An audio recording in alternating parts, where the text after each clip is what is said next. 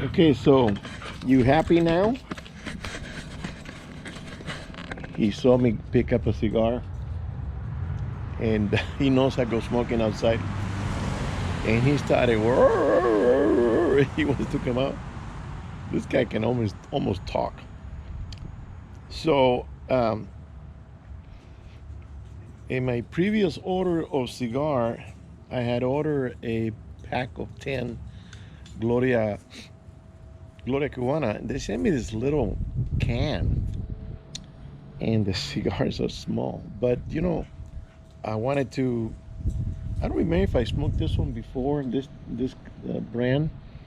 But if I'm just gonna find out about the flavor and the aroma, this size is good enough. If I like it, then I order a big pack or a box of 20 or 24, 25. I think they come in 25, 24. So let's see. Let's get a lighter going.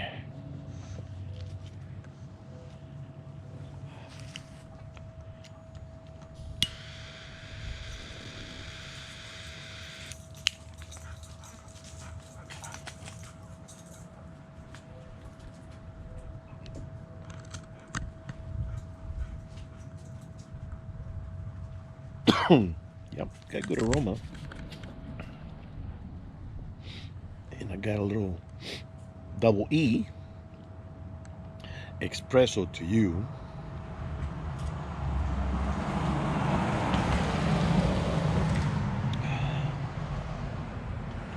Well, it looks like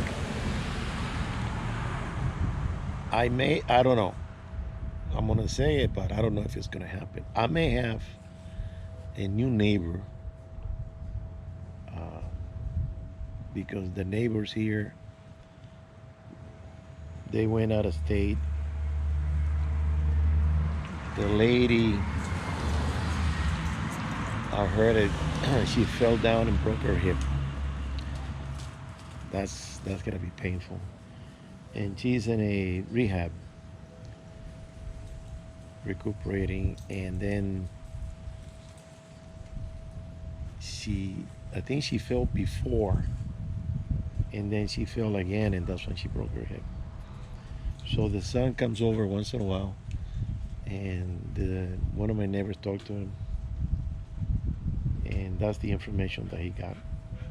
So the house has been empty for more than 2 months. They didn't turn on the sprinklers, so the grass is completely yellow. And in these past days that have been very hot, that grass that lawn got burned, big time. So I don't know if they're going to sell and stay because they're originally from Arizona. I don't know if they're going to stay in Arizona, come back and continue their.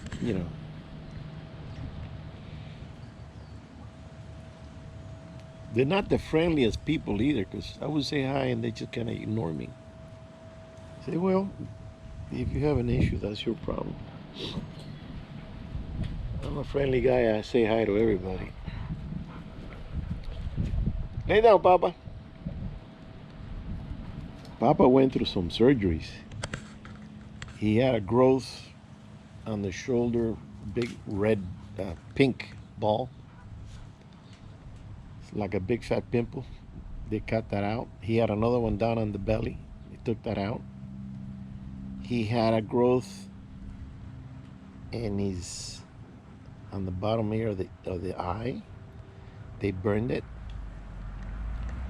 He had a the two front bottom teeth they were bad. They took it out. They were small. He doesn't even feel it. He eats fine. And then he has something in his rectum, another pimple growing back there that was kind of bleeding, and that's the one that we were worried about. And they took that one out. So I've been keeping an eye. I've been babysitting actually him because he likes to pick at it. It probably itches or burns, and I have to put on the cone the plastic cone that we get to prevent them from digging at it and pulling out the stitches. So right now he looks like the Frankenstein monster. He's got scars everywhere.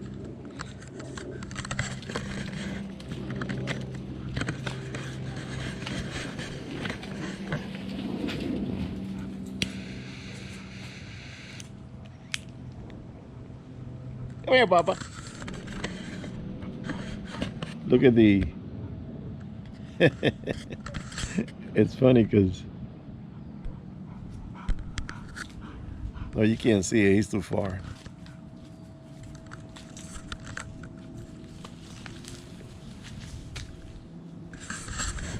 But he enjoys it here because it's nice and breezy. We get a nice breeze from the coast. In the back, it's a little hotter. And he just kicks back with me and enjoys the day here. I haven't done absolutely nothing today. Past week was so hot I couldn't do anything. It just started cooling off yesterday. And today we got a little drizzle. And it was overcast. 9 o'clock and it looked like it was 6 in the morning. But then it cleared up. So I got a few things that I gotta start working on.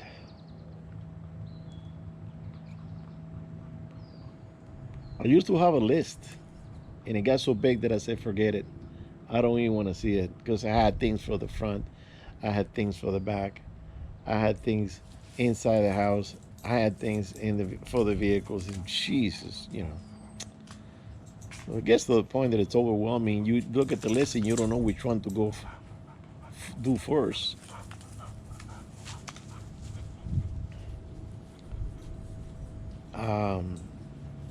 So yeah, I didn't even go to the boat. I was supposed to, but since I'm babysitting the big guy, even though he's fine, I should have even gone shooting today because I still gotta sight in those rifles, and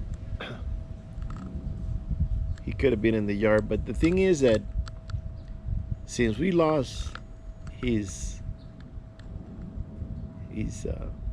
companion, who was the sister, Bear Paw, he's been kind of clingy.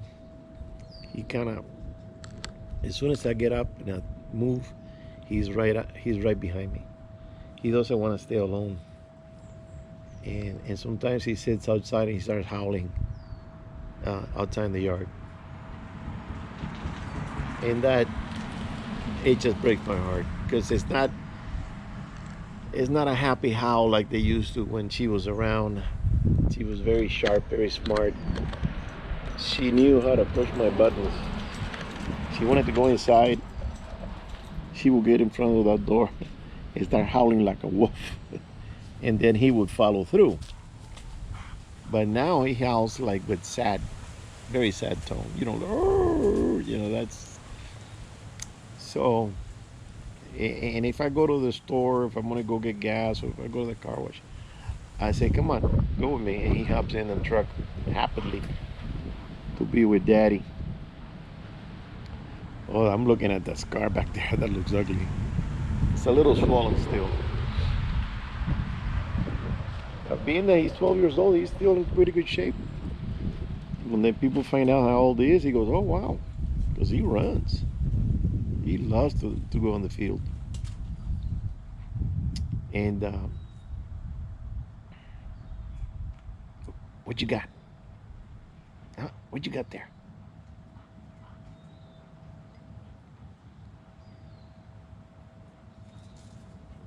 There used to be a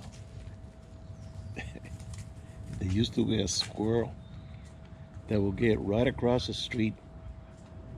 It was a ground squirrel.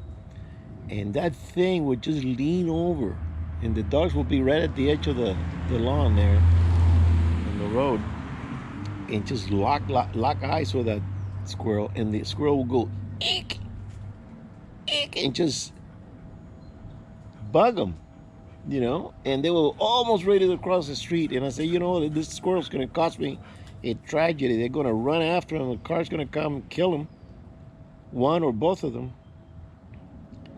But that, I say, what the hell is it? It was evil. That thing was doing it on purpose, and you can see the big, great tail, wiggling around and just instigating, like, come and get me, right? So I said, okay, I'm gonna put a stop to that. I looked around and I went and bought a pellet gun. The next day I got ready to use it and the squirrel completely disappeared. Never seen it again. So I never got a chance to shoot it. I was gonna sit here all day and just wait for that sucker to pop his head or come out. Because he was in the trees, I think. It was too big to be a ground squirrel. In fact, one of the biggest I ever seen. So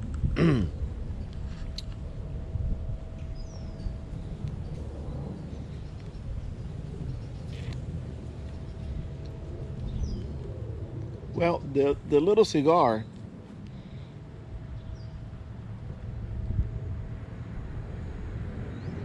I don't know if it's because it's small. The aroma is a little weak, but the aroma is good in the sense that it's a good aroma. It's weak in quantity.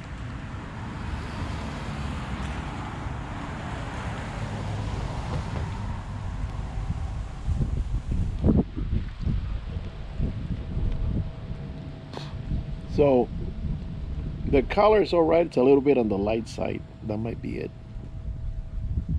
The wrapping is not exactly the best I've seen. I've seen better even. This one has a lot of veins. And I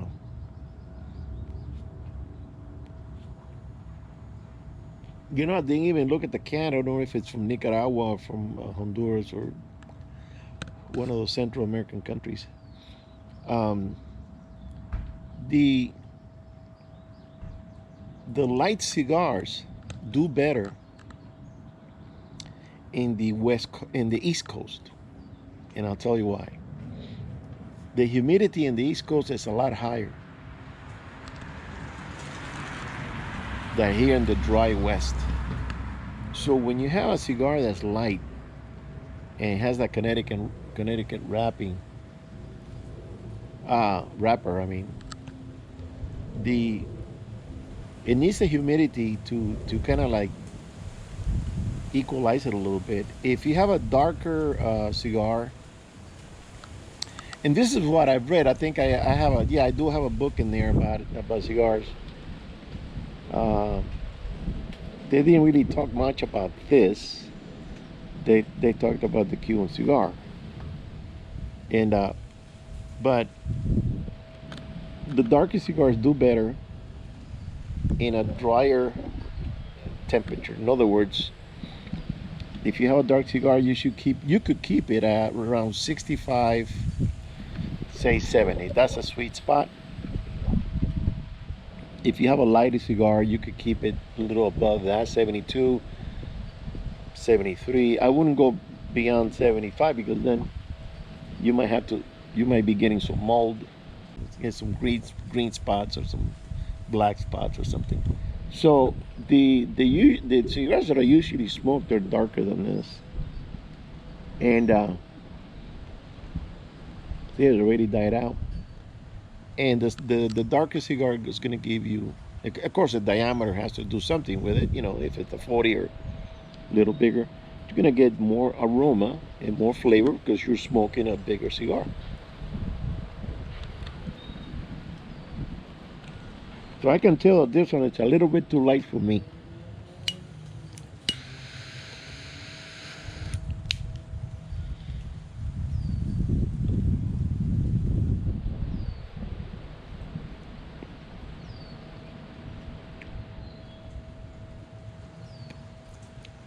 Yeah.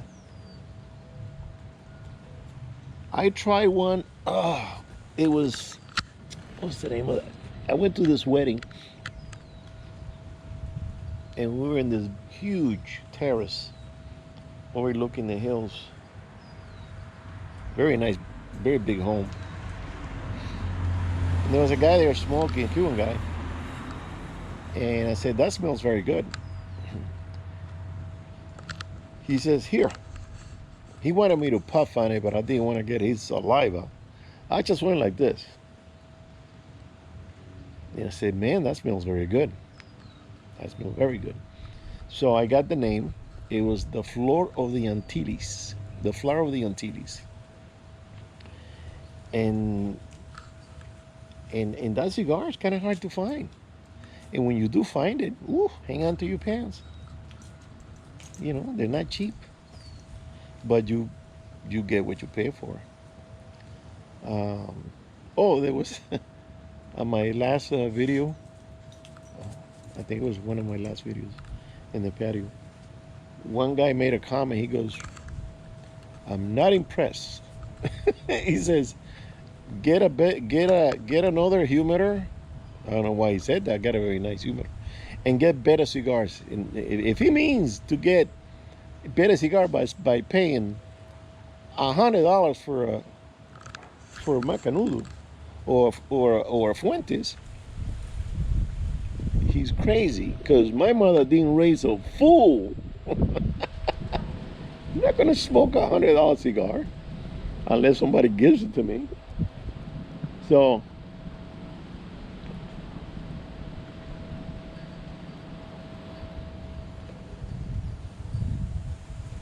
it's doing a little bit better now.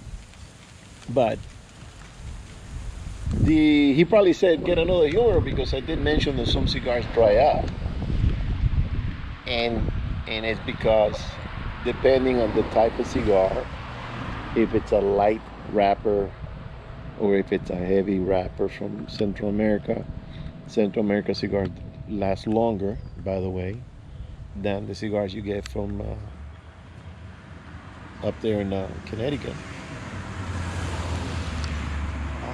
The leaf has more oils, the one in Central America and the Caribbean, than the ones from up north, because the weather and also the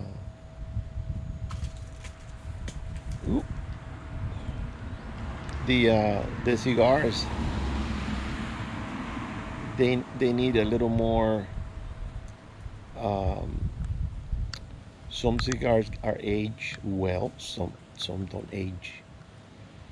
Some cigars, if you treat it right, it'll last you long time, long time. Don't let it get dried. Mainly that's the thing, and above all, don't let it get cracked.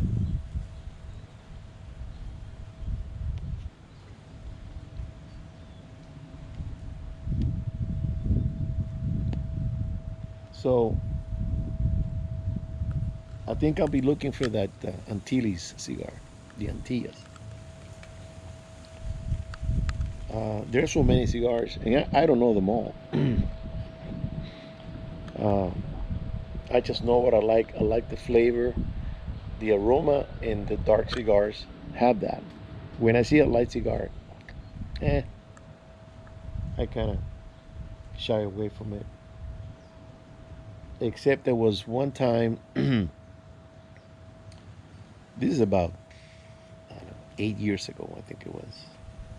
I went to the smoke shop, and you can buy a cigar there and sit in the lobby. The the owner will bring out a bottle of scotch or whiskey or whatever. Sit there, have a drink, conversation, smoke a cigar. And the guy at the counter says, when I was shopping for a cigar in the humidor there, the walk-in humidor, he goes, have you ever tried one of these? And he showed me this cigar with a white wrapper, a white label, not a wrapper, and it said Davidoff, I think it was. And I said, Davidoff, it sounds Russian, doesn't it? He goes, yeah. And he says, this is a very good cigar. I go, it is? He goes, yeah. So I bought it. Cost me 21 bucks, which I'm not usually spend that kind of money on a cigar. But being that it was recommended, I'm willing to try it. Well, let me tell you this. It turns out that the Davidoff was named best cigar for 3 years in a row. He has this uh, different, and I remember it was light. It was a light color. That's why I kind of hesitated a little bit, and I smoked it, and it was very good. I liked it. Very good cigar. But now they're gone so famous that I don't remember if it had a particular name for the Davidoff. It was Davidoff this, Davidoff that. Sometimes they got that. I don't remember if it had another name. I just remember it said Davidoff, and it impressed me. It was a very good cigar. I don't know exactly the background of the guy, the blend, and where it was built, where it was, you know, in what country with what and this and that, because sometimes it tell you it comes from this region, that region, the other region. Like the Onyx comes from 5 different countries, and that's one of my favorite cigars. Also, I was surprised that we're growing tobacco in Peru. Peru is dry as a bone. So about 3 years ago, we went to a casino with some friends, and that particular hotel had a smoking area with a walk-in humidor. And my friend goes, "Come on, I'll buy you a cigar." Because every time he comes here, I give him cigars. So he goes, "I'll buy you a cigar. Pick whatever you want there." And I just kind of went in and started looking around. I was going to get a Pedron, which they're good, but sometimes, well, more than sometimes, it gives me a bite. At the beginning, it bites about that much into the cigar. I don't know why. And I kept looking, and then I see the Davidoff. And I'm going, "Are you kidding?" And they were asking $40 or $50 for the cigar. And my friend saw me that I was looking at it. And because I asked the girl, "Can I see that cigar?" And she brought it out behind the glass. And I just opened the wrapper and just took a whiff. And I'm going, "Oh, nice." He goes, my friend goes, "You want it? Get it." I said, "Dude, it's $50." He goes, "No, don't worry about it. Get the cigar." So we got the cigar. We went to the smoking area with a drink. The women were gambling at the machines right there, and we just had a nice smoke with a drink and a conversation. And he's the same guy that gave me that Weatherby rifle. Very good friend. I've known him for, Jesus, since I was in my 20s. So that was a very good cigar. But it's not something that you can, unless you have the money to blow on that. It's not something that I would do every time to buy a cigar so expensive. Uh, I like to be in the range of $10 to $12 for just a day smoke in the house. If I'm out and about in a public area and I see a nice Macanudo or Arturo Fuente. Arturo Fuentes are not cheap. Arturo Fuentes are not cheap.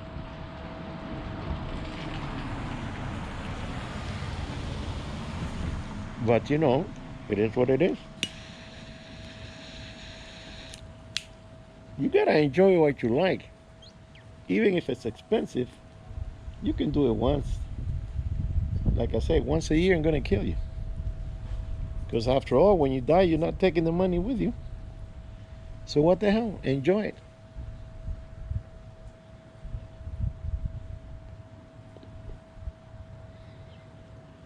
Um, I got a friend on the East Coast in Florida,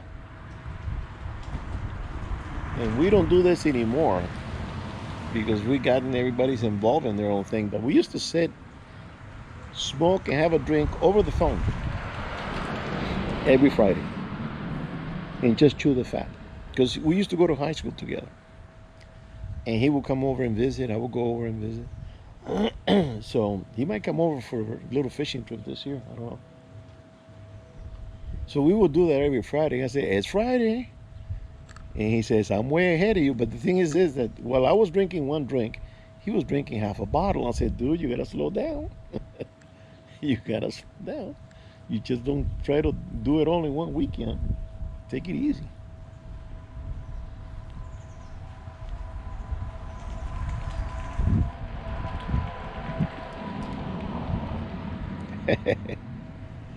um, oh, I saw a video. I used to be aligned to airplanes because I used to fly with a friend of mine. I'm gonna see if I can take out some pictures that I don't even know where they are. I got a huge box full of pictures. Anyways, there's a new plane that is called the Alora, Alor, something like that. It's got a diesel engine. The engine, it's in the rear. The prop, it's in the rear, and it gives you 25 miles to the gallon.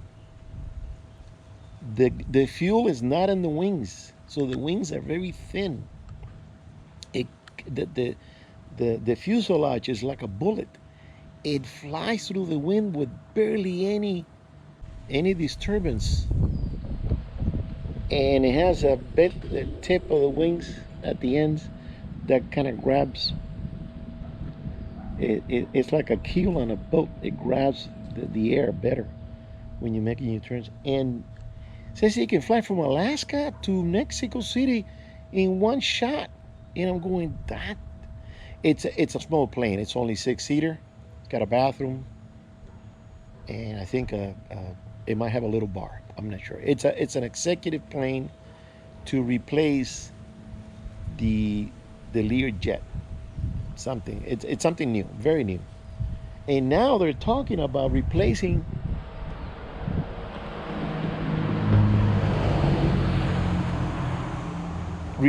that engine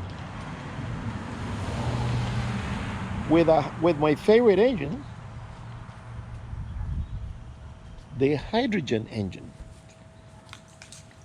So imagine you're gonna have a plane that on the tailpipe is going to be spewing um, water molecules into the atmosphere. If you have a fleet of those planes crisscrossing the country, they're going to make them bigger, obviously. If you have a bunch of those planes crisscrossing the traffic, flying over all these desert areas that we have in the West, the the terrain receiving all this water, because eventually it's going to be raining, um, it's going to change the landscape. It's going to get greener. I know it's going to have to be a lot of planes to do that, but imagine, hey Papa, get out of there. Psst, psst, psst. Good boy. It's going to be helping the desert, put it that way. It's not going to change it. That's going to help it, because all that water molecule is going to be accumulating up in the clouds. Eventually, when it's full, it'll come down. Uh, there's a guy that he rides his mules up and down the desert with his dogs and stuff. And I was thinking of telling him,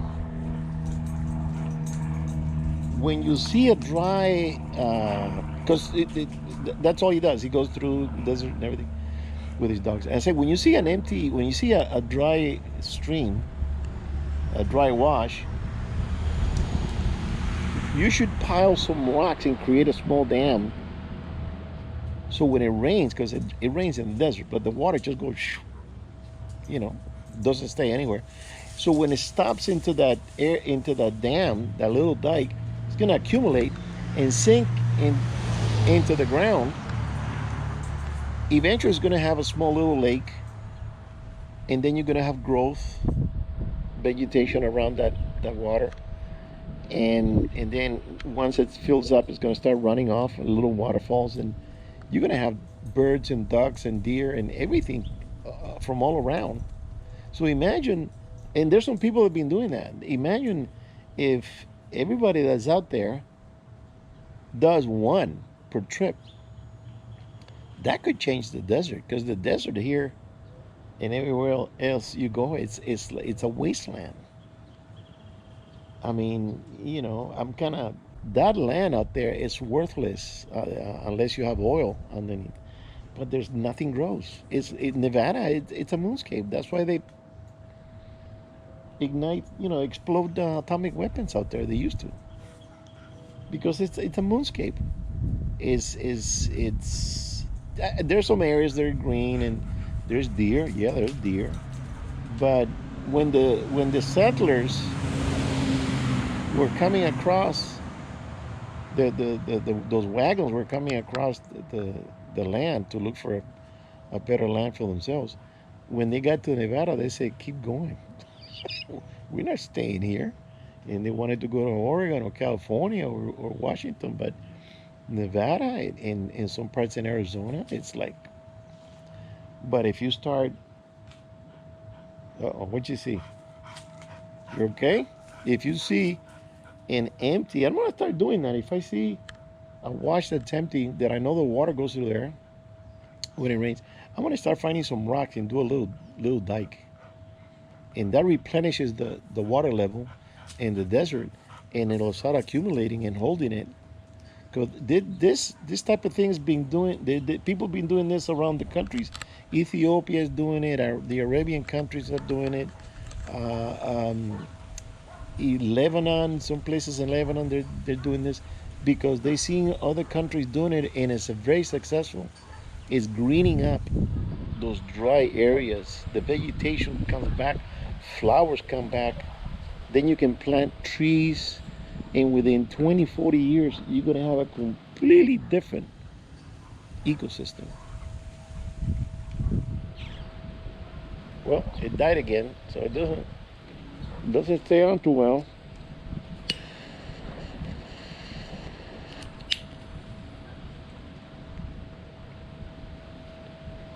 I guess it's okay with a small cup of coffee. So think of that. That would be something cool. So I was thinking of telling this guy that he goes around with his mules and his dogs. Of course, he's gonna tell me, "Hey, don't put me to work, man. I'm retired. Get off your horse and start looking for rocks." But that would be something because he goes everywhere with those mules. He's got the best four-wheel drive there is. He climbs over everything, and he gets to where he's going. I seen him go through stuff. I'm going, "Are you kidding?" He's going straight down or straight up, and those mules they're so sure-footed, they go anywhere. Well, battery's about to die. I'm gonna let you go, guys. There's not much to talk. I don't want to talk about politics because it's boring. It's boring what's happening. It's not boring. It's shameful what's happening. It's shameful. Everything that's happening. And the gas is five. What is it? 515, 520 over here. Okay, I'll see you on the next one later.